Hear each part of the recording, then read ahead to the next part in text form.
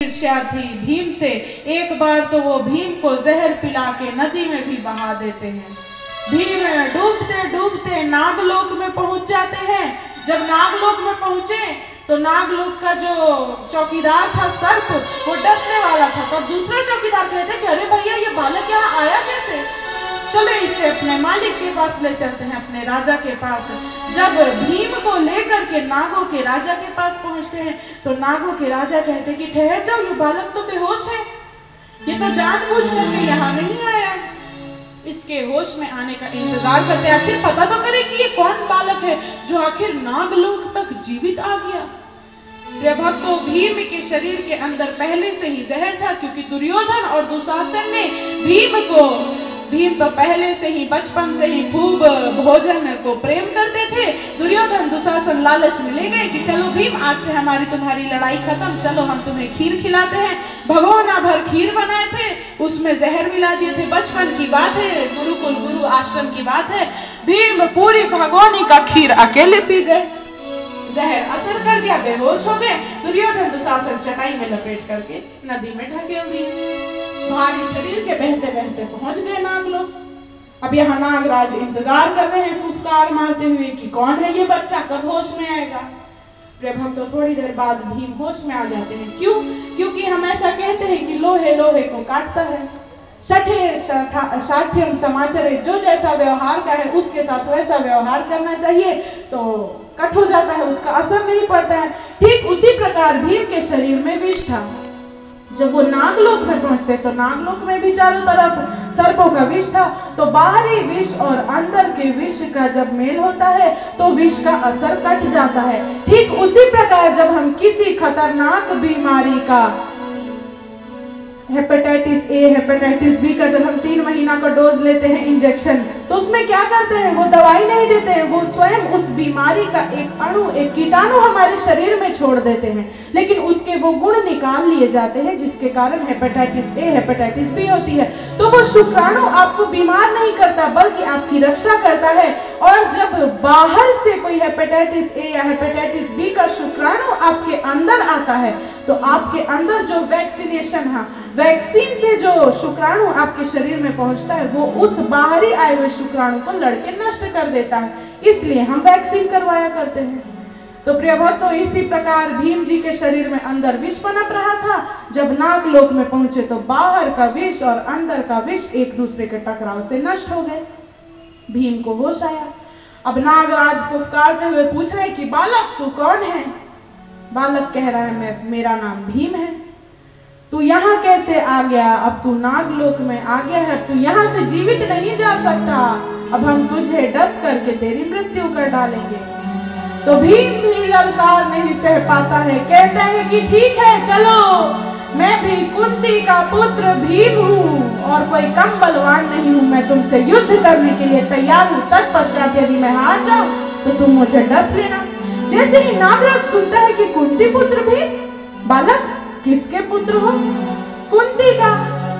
महारानी कुंती मेरी माता है, माद्री मेरी माता है और महाराज पांडु मेरे पिता हैं। क्या तुम कुंती के पुत्र हो? हाँ, मैं कुंती का पुत्र हूँ। तो नागराज कह रहे हैं, अरे कुंती को तो मैं अपना धर्म बहन मानता हूँ। चलो अच्छा हुआ मेरा भांजा ननिहाल घूमने आ गया, मेहमान आ गया। अब भांजे को तो पूजते हैं, मैं तुझे डस कैसे सकता हूँ? तेरी तो मुझे पूजा करनी चाहिए क्योंकि तू मेरे बहन का पुत्र है। बहन तो अत्यधिक पूजनीय होती है और उसके ऊपर से तू तो बहन का पुत्र है। 100 ब्राह्मण एक तरफ जिमा लो और अपने भांजे को एक खिलौना दिला के संतुष्ट करा दो, भगवान ज्यादा प्रसन्न होते क्योंकि वो बहन का पुत्र है। नागराज कहते, अरे अच्छा हुआ तू इसी बहाने कम से कम अपने मेहमान तो आ गया। चल मैं तुझे ऐसा उपहार देता हूँ जो जीवन में आज तक किसी मामा ने अपने भांजे को नहीं दी होगी। भीम कह रहा है, क्या उपहार दोगे मामा? चल आज मैं तुझे नागलोक का भोजन कराता हूँ। अब प्रिय भक्तों, भीम के बारे में तो मैंने बताया ही, बचपन से भोजन के खूब रसिक, भोजन के खूब प्रेमी, खूब भोजन करते हैं, पूरे नागलोक का भोजन करके बैठ गए। आनंद आ गया मामा। अच्छा मामा मैं चलूं, भोजन हो गया। अरे बालक रुक, तो उपहार तो देना बाकी रह गया, ये तो मैं तेरा स्वागत कर रहा था। अच्छा मामा, अभी उपहार भी बाकी है? हाँ बालक, क्या दे रहे हो उपहार में? नागराज एक कटोरे में कुछ जल जैसा कुछ फ्लूइड भरा रहता है, वो लेकर के सामने आ जाते हैं। ले भीम, तू इसे पान कर जा। मामा ये क्या है? पानी पिला रहे हो? ये क्या उपहार थोड़ी है। अरे नहीं बालक, ये सोम रस है। अच्छा, सोम रस पीने से क्या होता है मामा? बालक, तू जितनी कटोरी सोम रस पी जाएगा ना, एक कटोरी से तुझे 10,000 हाथियों का बल प्राप्त होगा। क्या? 10,000 हाथियों का बल एक कटोरी सोम रस से? अरे हाँ भांजे, यही तो तेरा उपहार है, फिर कब तू आए ना आए। वाह, मामा हो तो आपके जैसा। अब भीम सोच रहे कि दुर्योधन तो ऐसे भी ईर्ष्या करते हैं, खीर के बहाने जहर खिला के बहा दिया, चलो हाथियों का बल हो जाएगा तो मैं भी कुछ ज्यादा पराक्रम रखने लगूंगा, क्योंकि प्रिय भक्त तो दुर्योधन भी बहुत बड़ा बलशाली था, कोई कमजोर नहीं था दुर्योधन भी। गंधारी पुत्र, बहुत बड़ी सती का पुत्र था। अब भीम जी बोले, लाओ मामा सोमरस पान कराओ। अब बड़े प्रेम से भीम जी हाथ में कटोरा लिए सोमपान करने लगे। एक कटोरा पिए, दूसरी कटोरी, तीसरी, चौथी, पांचवी, छठवीं, सातवीं, आठवीं, 16 कटोरे पी करके अब भीम जी डकार मार रहे हैं। बस मामा तृप्त हो गया। इसका मतलब एक कटोरी पीने से 10,000 हाथियों का बल, भीम जी महाराज 16 कटोरी पिए बैठे हैं। तब गणना कर लीजिए कितने हैं, लाखों के पार गाड़ी जा रही है, कितने हाथियों का बल है। अब उतने हाथियों का बल प्राप्त किए, वापस तैर के वापस आए। दुर्योधन देख के विस्मित हो रहा है, ये जीवित कैसे आ गया। और इधर युधिष्ठिर, अर्जुन, नकुल, सहदेव तो ढूंढ ढूंढ के परेशान हो गए, भीम कहाँ चल गया। फिर भीम आके अपने भाइयों को पूरा वृतांत बताता है। भैया मैं तो जा रहा हूँ माता गंधारी से बताने, इन लोगों ने खीर में जहर पिला दी थी।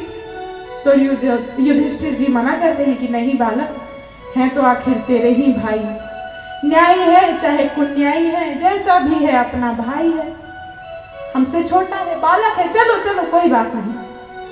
अरे तुझे तो इसका शुक्रिया अदा करना चाहिए। भीम जी बोल रहे, क्यों? उसने तो मुझे जहर पिलाया, मैं शुक्रिया क्यों अदा करूं? अरे मूर्ख, यदि तुझे जहर पिला के नदी में नहीं बहाते तो तू नागलोक कैसे पहुंचता, और फिर इतने सारे हाथियों का बल कैसे आता? अरे हाँ भैया, आप तो बिल्कुल सही बोल रहे हैं। बात को प्रिय भक्त तो वहीं के वहीं रफा दफा कर दी गई। धीरे धीरे पांडव कौरव बढ़ते जा रहे हैं, बड़े होते जा रहे हैं। कौरवों के मन में द्वेष भी बढ़ता जा रहा है। प्रिय भक्त तो अनेकों प्रकार से पांडवों को मारने की चेष्टा करता है, कभी लाक्षागृह में, कभी किसी प्रकार से, कभी किसी प्रकार से, लेकिन बाल ना बांका हो सके जो सहाय रघुवीर। कोई भी पांडवों का बाल बांका नहीं कर पाया। प्रिय भक्तों, अब जब धीरे धीरे पूरे वयस्क रूप को धारण कर चुके हैं, इधर कौरवों में दुर्योधन, पांडवों में युधिष्ठिर, तो अब पूरे राज्य में हो हल्ला मच गया कि अब युवराज पद को कौन संभालेगा।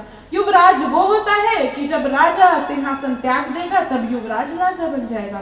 तो अब हस्तिनापुर का युवराज कौन बनेगा? प्रिय भक्तों, सभा आयोजित की जाती है कि पूरे जनमत से, पूरे लोगों की संतुष्टि के अनुसार युवराज पद की नियुक्ति की जाएगी। धृतराष्ट्र की तो हार्दिक इच्छा थी कि मेरा बेटा ही युवराज बने, लेकिन उनके हाथ की बस अकेले की बात नहीं थी। भीष्म पितामह थे, परम ज्ञानी विदुर थे, कृपाचार्य थे, द्रोणाचार्य थे, अनेकों प्रकार के बड़े बुजुर्गों की सलाह से आज एक सभा आयोजित की जा रही है कि जिसमें जनमत के हिसाब से यदि ज्यादा लोग कहेंगे कि दुर्योधन बन जाए युवराज तो दुर्योधन बन जाएगा, यदि ज्यादा लोग युधिष्ठिर का समर्थन करेंगे तो युधिष्ठिर बन जाएगा। एक तरह का इलेक्शन वोटिंग हो गई, युवराज इलेक्शन वोटिंग। अब प्रिय भक्त तो पूरे हस्तिनापुर के राज्य के नर नारी वहां के सभा में आ गए अपना अपना मत देने के लिए। जो दुर्योधन के प्रेमी थे दुर्योधन का मत देने के लिए आ गए, जो युधिष्ठिर के प्रेमी थे युधिष्ठिर का मत देने के लिए आ गए। प्रिय भक्तों, जैसे ही फैसला होने वाला होता है कि आखिर इनमें से युवराज पद पे कौन नियुक्त होगा, उसी समय प्रिय भक्तों महाराज के सैनिक 4 व्यक्तियों को बंदी बना के लेकर के सभा में आ जाते हैं। ध्यान से सुनिएगा प्रिय भक्तों, ज्ञान की बात मिलेगी। जैसे ही युवराज पद की नियुक्ति होने वाली होती है, वैसे ही 4 सैनिक 4 बंदी लेकर के आ गए। महाराज की जय हो, महाराज की जय हो, इन कैदियों को क्या सजा देनी है? अरे वाह, बिल्कुल सही समय पे आए हो। बड़े बुजुर्गों ने कहा कि सही समय पे आए हो सैनिकों। इसका आदेश महाराज नहीं देंगे कि इन चारों को क्या सजा देनी है। युधिष्ठिर और दुर्योधन श्रवण करें कि इन्होंने क्या दंड किया है। तत्पश्चात युधिष्ठिर अपना मत दे कि इनको क्या सजा देनी चाहिए, और दुर्योधन अपना मत दे कि इनको क्या सजा देनी चाहिए। पूरी सभा में खड़े लोगों ने भी कहा कि हाँ, इससे हमें पता भी चल जाएगा कि ज्यादा न्यायी कौन है। इनमें से जो ज्यादा न्यायी होगा वही युवराज पद को संभालेगा। अब प्रिय भक्तों, दासों से पूछा जा रहा है कि इन्होंने गलती क्या की है। सैनिक कह रहे हैं, महाराज इन चारों ने मिलकर के एक व्यक्ति की हत्या कर दी है। क्रूर हत्या जिसे कहते हैं। एक जीवित व्यक्ति को इन्होंने मार डाला चारों ने मिलकर के। इनमें से एक जाति से ब्राह्मण है, दूसरा जाति से क्षत्रिय है, तीसरा जाति से वैश्य है और चौथा जाति से शूद्र है। प्रिय भक्तों, गौर से कथा श्रवण कीजिएगा। महाराज चारों ने मिलके एक व्यक्ति की बड़ी निर्दयता से हत्या कर दी है, जीवित प्राणी को मार डाले। एक ब्राह्मण है, एक क्षत्रिय है, एक अपराधी वैश्य है और चौथा अपराधी शूद्र है। अब आपके हाथ में है निर्णय, इन्हें क्या सजा देना है। दुर्योधन तुरंत लपक पड़ा, नहीं नहीं, पहले मैं आदेश दूंगा, पहले मैं आदेश दूंगा। चलो भाई ठीक है, तुम ही आदेश दो। तो दुर्योधन कह रहा है, अरे इन चारों ने तो हत्या की है और इन्होंने जैसा कर्म किया है इन्हें वैसा दंड मिलना चाहिए। इन्होंने हत्या की है, चारों को फांसी पे लटका दो, खत्म बात। अब जो दुर्योधन के समर्थक थे, महाराज धृतराष्ट्र आदि, वाह वाह वाह वाह, क्या निर्णय लिया है, जय हो जय हो जय हो। प्रिय भक्तों, लेकिन अभी युधिष्ठिर जी की भी बारी बाकी थी। युधिष्ठिर जी से पूछा गया कि युधिष्ठिर जी आपके हिसाब से इन्हें क्या सजा होनी चाहिए। तो युधिष्ठिर कह रहे हैं कि देखो, इन्होंने एक व्यक्ति की हत्या कर दी। अब यदि इन लोगों की हत्या कर दी जाएगी तो वो व्यक्ति तो जीवित नहीं होगा। जिसको इन्होंने मार डाला वो तो चला गया। इन लोगों को मारने से वो व्यक्ति अब वापस नहीं आएगा। इन्होंने बहुत बड़ा पाप किया है, इन्होंने गलती की है और गलती से मनुष्य की तभी निवृत्ति होती है जब वो उस गलती का पश्चाताप करता है।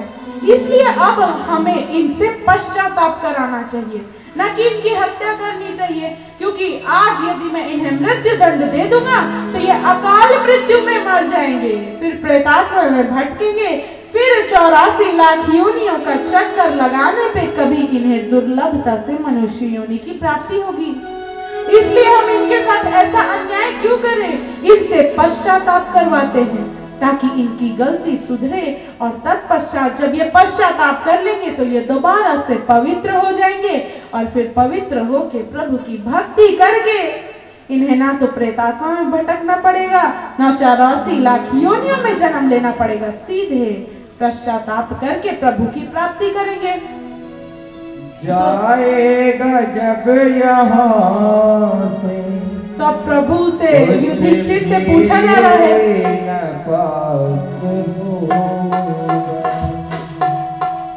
तो गज कफन का टुकड़ा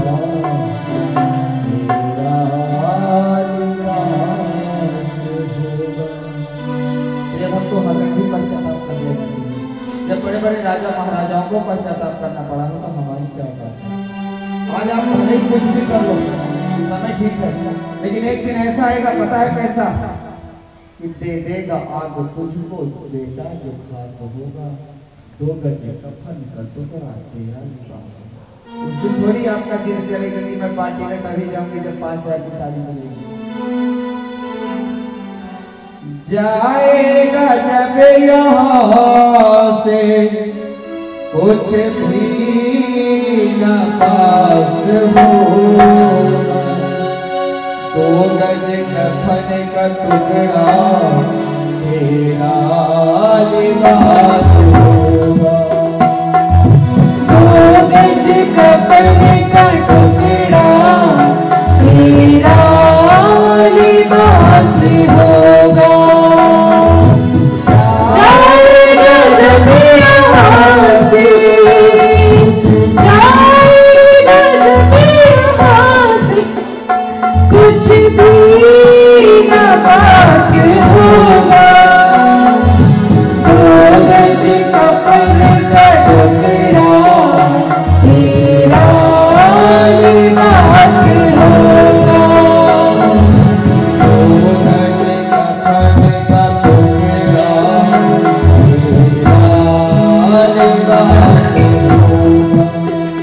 और लय ताल मत देखिएगा, इस भजन के भाव को समझिएगा, नहीं क्या भाई हो जाएगा।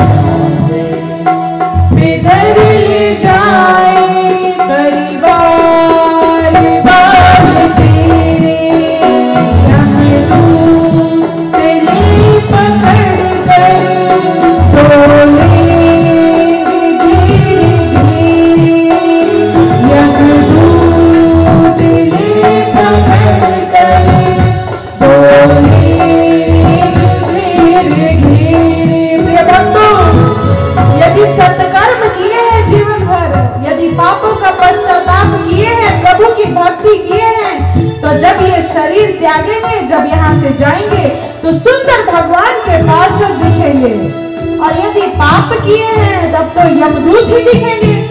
तब जब यमदूत दिखेंगे तब पता है क्या होगा, मोटे मोटे डंडे लेके पीटेगा छाती अपनी,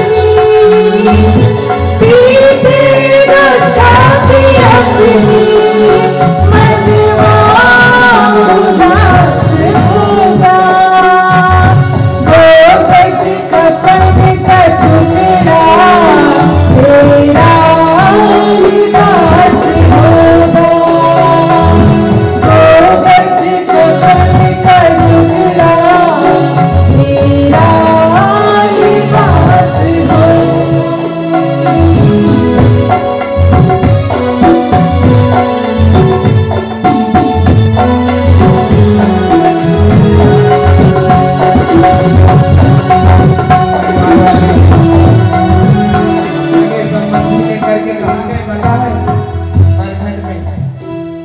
एक तरफ लाश रखी है, आज कोई इच्छाएं नहीं है।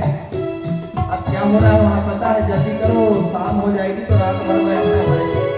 माता पिता कई रात जगे, बच्चा सुसु कर दिया तो माँ रूम भर लेट गई और बच्चे को सूखे में ले डाली। और बच्चे क्या करें, जल्दी करें छोटू, लकड़ी सजा जल्दी। चुन चुन के लगाइयों में रख दे तेरे बदन को, चुन चुन के लकड़ियों में रख दे तेरे बदन को, आकर के झट उठा ले, मैं करे तेरे कफन को, आकर के झट उठा ले, मैं करे तेरे कफन को। क्या हो रहा है पता है, पंडित कह रहा है भैया बड़े बेटा को बुलाओ, बड़े बेटा को, जिसे लाड प्यार से आपने पाली है। 10 की नोट जल जाती है तो पूरा दिन याद आती है, ऐसे ही उड़ा देंगे हम लोग 10 की नोट। लेकिन अगर जल जाए, गिर जाए, 10 की नोट नहीं हम लोग जलाते, हम लोग जल्दी कचरा भी जलाते हैं तो छान के जलाते हैं। कुछ गड़बड़ बढ़िया चीज तो नहीं है, लेकिन देख लो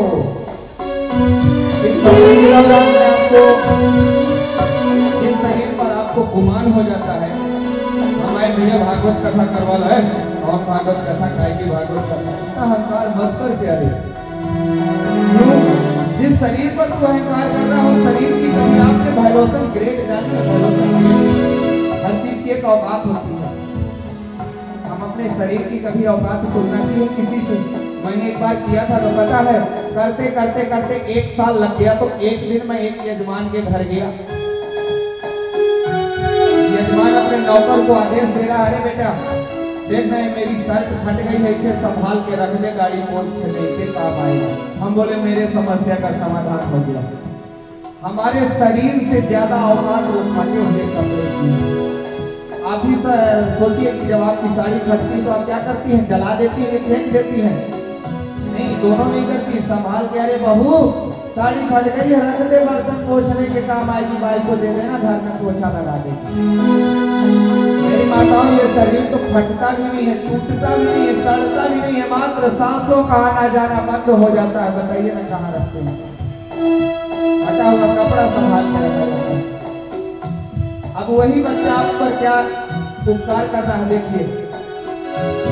दे देगा कि तुझको, दे देगा कि तुझको बेटा जो पास होगा, 2 गज कफन का टुकड़ा तेरा लिबास होगा, 2 गज कफन का टुकड़ा तेरा लिबास होगा।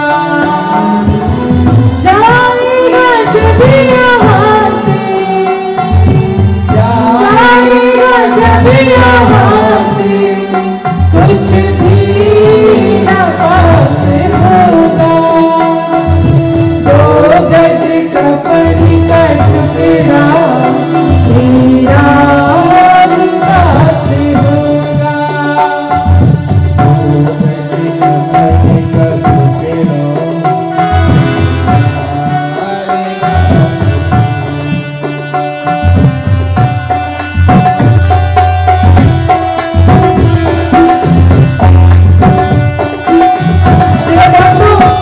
जिस शरीर को पाकर के हम इतना अहंकार में चूर हो जाते हैं, इतना गुमान करते हैं अपने बल पर, अपने रूप पर। यदि कोई गरीब दुखियारी आ जाती है कि बहन मेरा बेटा बीमार है, दवाई कराने को पैसे नहीं, तो आप डांट करके भगा देते हैं। आपके पर्स से 100 रुपए नहीं निकलते कि ले जा गोली ले लेना। और गाड़ी घूम के कहाँ खड़ी हो रही है पता है? शहर के सबसे बड़े ब्यूटी पार्लर में। क्यों? मैं सुंदर लगूं, मैं सुंदर दिखूं। जिस शरीर के ऊपर हम इतना गुमान करते हैं, यदि पति के ऊपर आज गरीबी आ गई तो जब तक 5000 की साड़ी नहीं लाओगे, मैं समाज की पार्टी में नहीं जाऊंगी, मेरी इज्जत खराब हो जाएगी। पड़ोसी क्या बोलेंगे, कैसी सस्ती साड़ी पहन के आई है।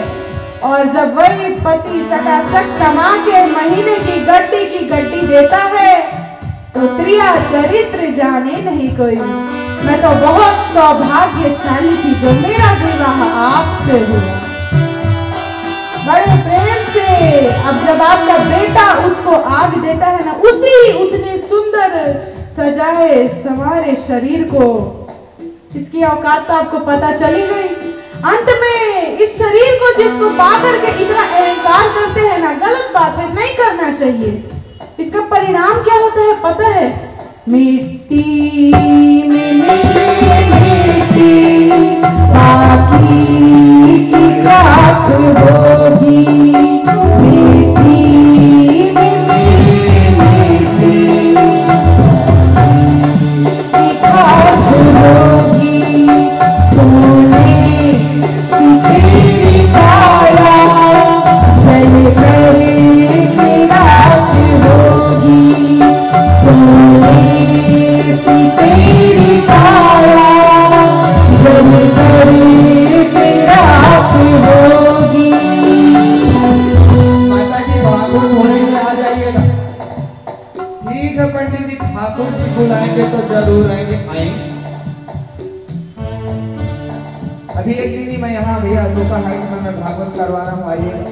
ठीक है पंडित जी, ठाकुर जी बुलाएंगे तो जरूर आएंगे। हम बोले माता जी मैं तो अभी तक मिला नहीं हूँ, कि आपके घर भेज दूंगा, माता जी को बुला ला भागवत सुनने के लिए। जब तक जिए तब तक मेरा है मेरा है मेरा है, भागवत के लिए टाइम नहीं है। माइक बंद करो, कर दो, हल्ला कर रहे हो, क्या ड्रामा कर रहे हो। तो अब क्या हो रहा है पता है? दुनिया को त्याग तेरा, दुनिया को त्याग तेरा, मर घटे में वास होगा। 2 गज कफन का टुकड़ा तेरा लिबास होगा। 2 गज कफन का टुकड़ा